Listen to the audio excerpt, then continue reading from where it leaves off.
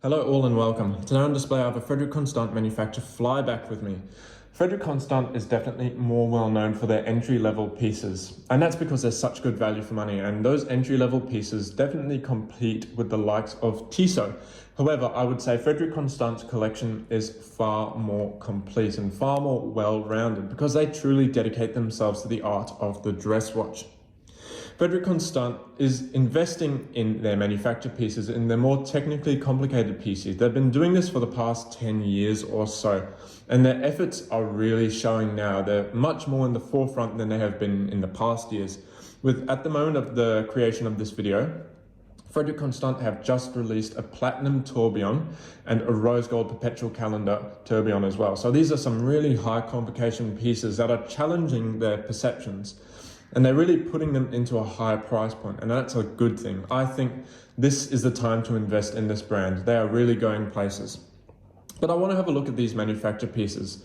Are they actually worth the money that the Frederique Constant are asking for these pieces? Because they are significantly more expensive than their entry-level pieces. So let's have a look at that. But first, we'll be looking at the dimensions, what this watch is actually about. It is 42 millimeters in diameter. It has a 21 mil lug width, which is a little odd and makes strap changes a little difficult at times, but I think that is because Proportion-wise on wrist, this fits beautifully, which I will discuss later. It is 13.8 millimeters thick, which for an automatic flyback chronograph is not bad at all. And it has a 50.5 millimeter lug to lug, which again, as I mentioned before, the way I would describe this is presence. It has really good presence on wrist, and that's definitely in combination with the rose gold case and sunburst brown dial. It is a great combination. And having a look to the dial, outboard, it has a cream tachymeter scale with a tri-compax layout with 3 cream subdials, with this one at the 9 o'clock being a running second subdial. And we have a 30-minute counter at the 3 o'clock, and at the 6 o'clock, it's actually a pointed date. And I think they've done this just to balance it out, but it also means you get the functionality of having a date on a chronograph as well. The amount of times that I miss a date on a no-date watch is quite often. So I think it's a really practical feature which they've added in tastefully, rather than just sticking a date window at the 4:30, which seems to be the go-to place for chronographs. And the handset as well. The handset and the indices are all rose gold, with the handset being alpha star filled with lume. So you're getting some pretty good nighttime and low light visibility with this too. But the real draw card of this piece is the movement, with this being the reference FC760. It was released in 2017, so it's been on the market for quite a while, meaning that you're not going to have a lot of issues like brand new calibers can sometimes have. A lot of the issues that this could have had would have been ironed out very early on, so that's a very good thing. You're getting reliability with this as well.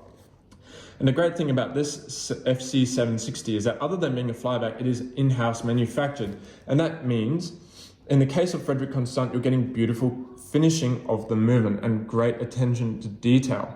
And you're getting all the basics as well. You're getting hacking and hand running, with hacking meaning once I pull out the crown to this time setting position, the running seconds will stop, allowing me to set it to a reference time accurately. But having a look to the decoration of this movement, it has a skeletonized rotor, meaning that you can see the beautiful decoration of this movement far easier than you could if it was just a standard rotor. That is really good attention to detail, especially for this price point. And the decoration, you have to admit, is very pleasant. It has a 3/4 plate with the balance wheel showing, and a 3/4 plate is generally something you'd see from East German watchmaking, from the likes of Lange, Nomos, any one of those Glashütte-based brands, which is quite rare to see for the example of this Swiss watch, of any Swiss pieces for that matter. So it's just a really cool detail that collectors will appreciate. And on this 3/4 plate, we have circular Cote de Genève with heat blued screws and with perlage on some of the bridges and plates underneath as well. So there is extensive finishing and some rough beveling as well. So you're getting quite a bit for the money there. And it's great that you can see it through that sapphire case back. Now, the movement itself, the chronograph movement, is of a very, very high quality. And I think the specifications are pushing up there with chronograph movements much higher priced than this. It has a vertical clutch and a column wheel.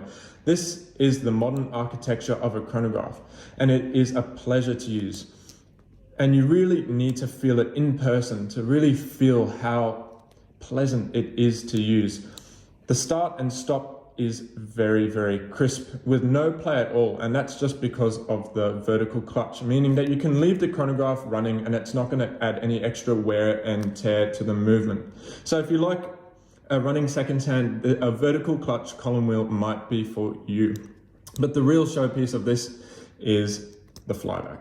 It never gets old. It's always fun to use. And the column wheel that they've used for this is a star shape, which is unique to Frederique Constant, and it also means that it keeps the thickness of the watch down, which a thickness of this is its real major draw card when you compare it to its competitors.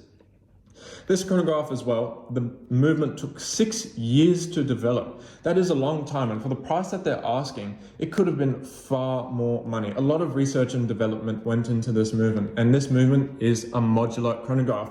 So while we do get some of the amazing features like column wheel and vertical clutch, it is going to be modular. That is the one drawback. And it is not so much a technical drawback as it is an intellectual drawback. People who understand chronographs and who are major collectors of them are always looking for integrated because it just shows even more technical capabilities. But for me personally, I'm happy to put that aside for a watch as beautiful as this. Now, its competitors. Where is it priced at? The major competitor for this, if you're comparing the movement and its functionality, is going to be the Longines Spirit Flyback. That is also a flyback chronograph, as the name suggests. However, there are not many flyback chronographs on the market that are also dress watches. So the pieces that I would compare it to are actually all tool watches, and more specifically pilot's watches. And while this may have been a sports watch in its day, which this is definitely evoking a design of the 1930s, and while in the 1930s this would definitely have been considered a dress watch, there are not very many competitors who are dress watches, in-house manufactured. Vertical clutch and column wheel. It just has a unique set of specifications, and that's before you even get to the beautiful color scheme of the rose gold and the sunburst brown dial. And even then, the Longines Spirit Flyback is a little bit cheaper, but I would say it's not as pleasantly finished. It is not as unique as this. This piece is almost artisanal, I would say, and for its price point, it defies a lot of expectations that you would have. Even if you compare this to, say, an Omega Speedmaster, this movement is light years ahead of where the Omega would be. There's just no comparison. Where the Omega is a cam-operated chronograph and a lateral clutch as well, there's just no comparison. This is the winner if you're comparing the two movements. However, I do realize that if you buy an Omega Speedmaster, you're not necessarily buying it for its technical capabilities. You're buying it because of its moon watch heritage.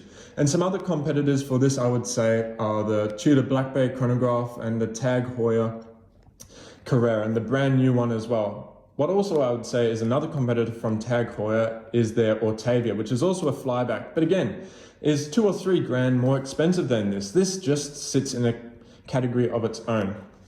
But let me know in the comments what you feel about this piece. Is the rose gold and the brown a little too much for you?